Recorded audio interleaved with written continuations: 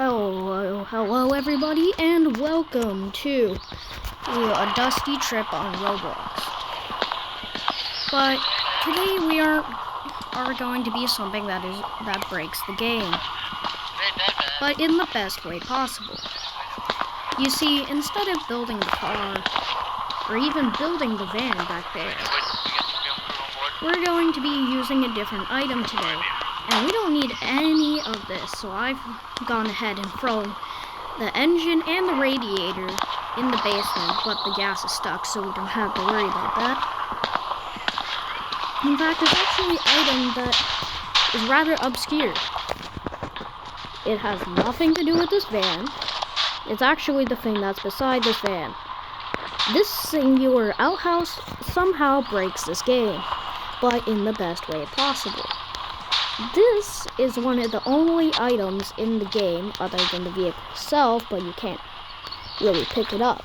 It is one of the only items in the game that your character can walk on and can be grabbed. So this thing basically lets you do the same thing that I do in cook burgers on Roblox. You can fly with it, because grabbing something under you in a lot of games makes you fly. And today we're going to be abusing this mechanic, and we are going to fly the entire way and hopefully make it to tunnel camp if we could stay alive. So let's start our journey. You can see that it doesn't seem that fast, but when you think about it, this is actually faster than all the vehicles, excluding the flame truck, but that was bought at a limited time. And this singular door gives us the ability to fly. And we could go faster if we hit that little sprint button. And there is better ways to do this, I know about that. But I honestly suck. And we're coming up to a stop over here, and hopefully we can find a weapon. Do we really even need to check the stops? Well, somewhat, yes. Let's see if there's any way I can enter the building without the spooky, scary mutant coming after me.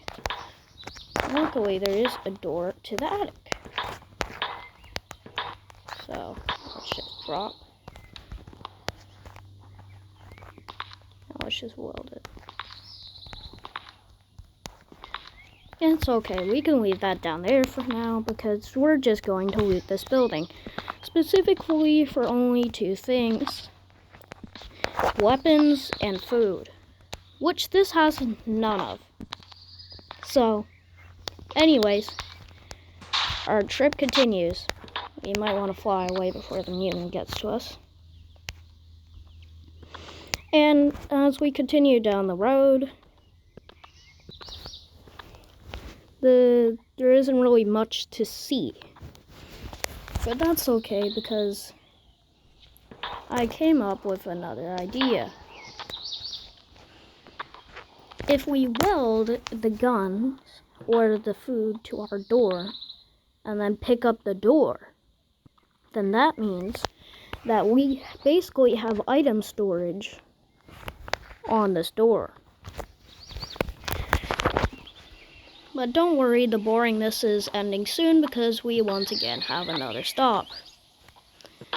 This one is unfortunately the one that usually only has one door. I mean, there technically is two doors, but they're right beside each other, so it defeats the point. Also is that third door.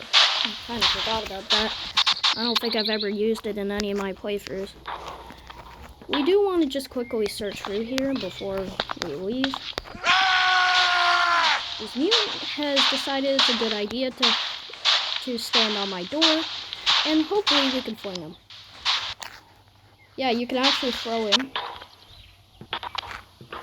But it doesn't seem like there's anything, so before we get killed, let's continue on our journey.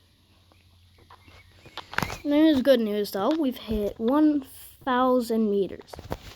And if that doesn't show you how broken this singular door is, I don't know what does. I'm just going to take this as a moment to ask you to subscribe. It helps me out a lot, and I can produce higher quality videos, not that I have any. So that, yeah. So do it. I'm watching you. Hit that button, buckaroo. Anyways, sometimes it does depend on how you actually place the door. There's some ways that let you go faster than the others. There's even some crazy glitches where you can actually put it in the van and then you can fly. And once again, we have another one of these useless stops that always seem to have a mutant. Oh no, not the heat wave. It is absolutely destroying my hunger, and my only shelter I have currently is infested with mutants.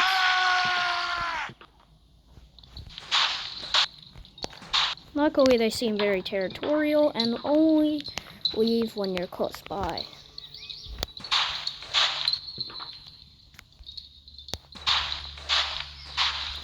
Well, I guess there probably isn't going to be much in here, so let's just continue on our trip before we run out of hunger and die. Which seems to be the only problem that really happens with this setup is hunger. Because you'll just run out. But this is a lot easier. You don't have to worry about gas, water, oil, diesel, or anything. You could get pretty easily over to 2,000, maybe 2,500 if you don't happen to get in a heat wave. There isn't really too much more to talk about the setup. It's honestly just pretty funny that the developers would include this on purpose. And I think a good way to end this video off would be to fly into the tornado, which I actually found out was a tower. So, please like and subscribe, I need it. Hopefully I could get to 500 subscribers. Wait, maybe we could block off this. Okay, so he's stuck outside. I hope you guys enjoyed this video. Be sure to like, subscribe, and I'll see y'all next time.